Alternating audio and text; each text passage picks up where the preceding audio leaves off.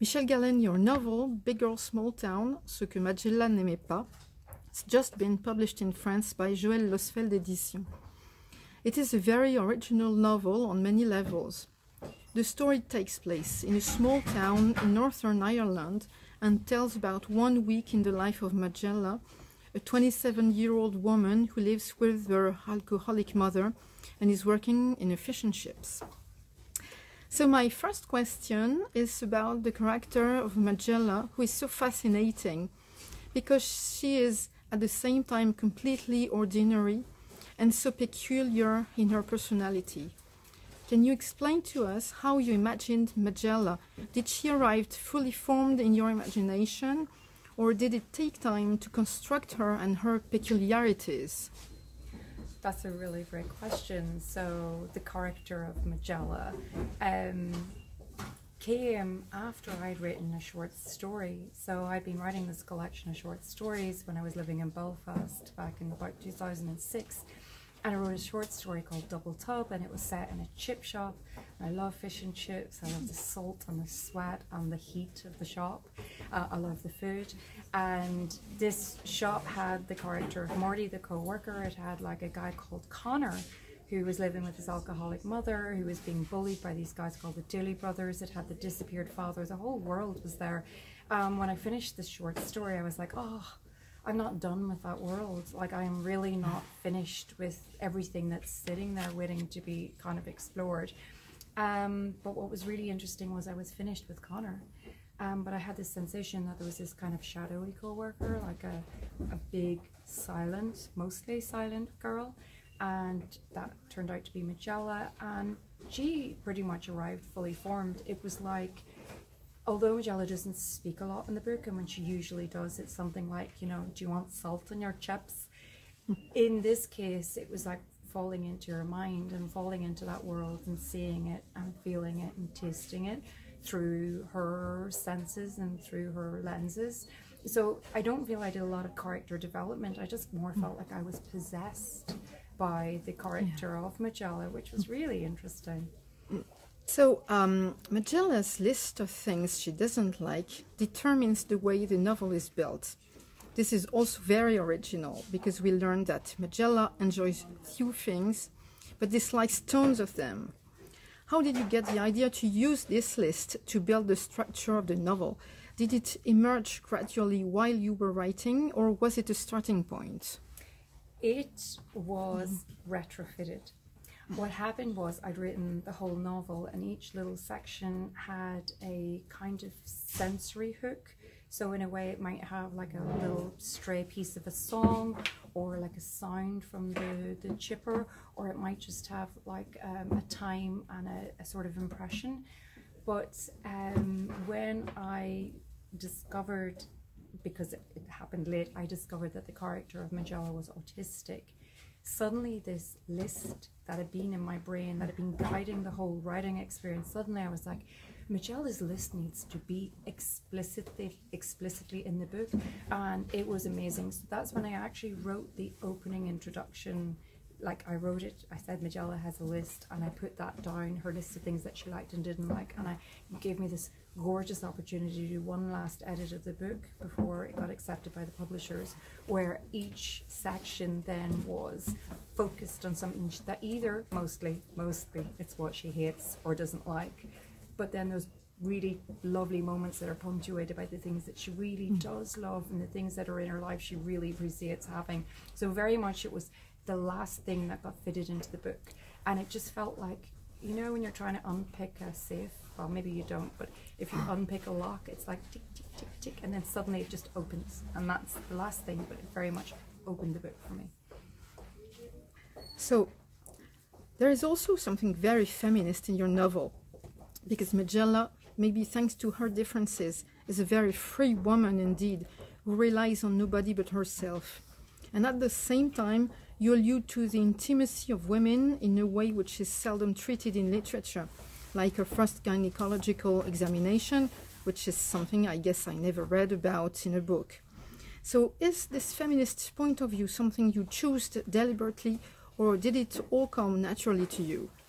I think very much my people I grew up with, the girls I was friends with, we very much probably weren't very typical. We were quite geeky, I guess, and we always talked very frankly about stuff that we didn't have access to. So if you think you were growing up at a time before the internet, and when you only got to read maybe the typical tabloid newspapers, and you only got the books that were approved of in your library, it was quite hard to get information on anything. So we talked frankly about everything, about our bodies, about what we were thinking, about what our dreams were.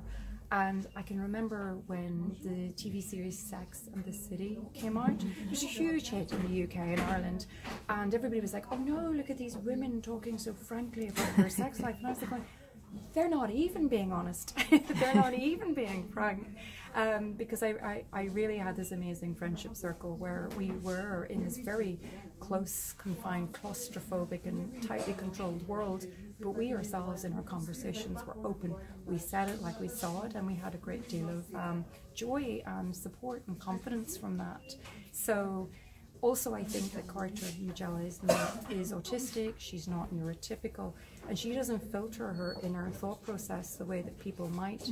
So the actual character has a stream of consciousness almost where she is unfiltered, and she thinks through experiences that were really searing for her. I mean, people talk about, you know, the first time they kissed or had sex, but your first smear test, you're never going to forget it. You're never going to forget it.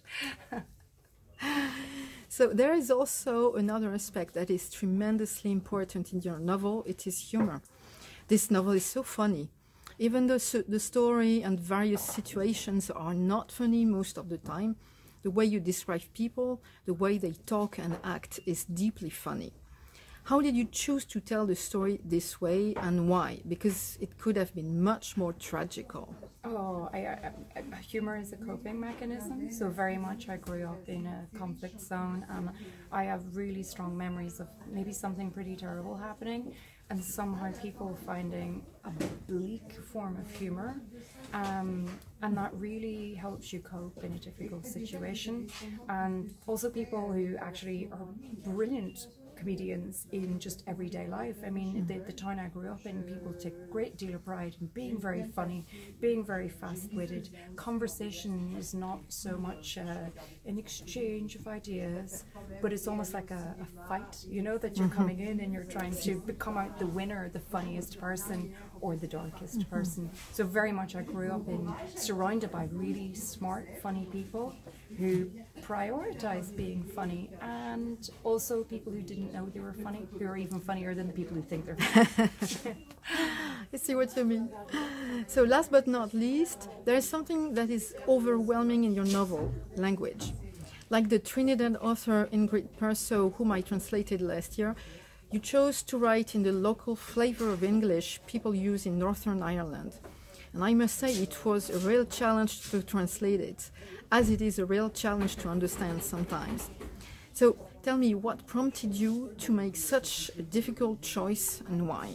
Oh, but it wasn't difficult. It would be difficult for me to write in correct English. I grew up in a community that spoke Hiberno English, which is a form of English that came about from people who'd recently stopped speaking Irish and using their Irish constructs, putting it into the English language, so that you're speaking a form of English that is not pure English and is not Irish either, but is a kind of melange of the two.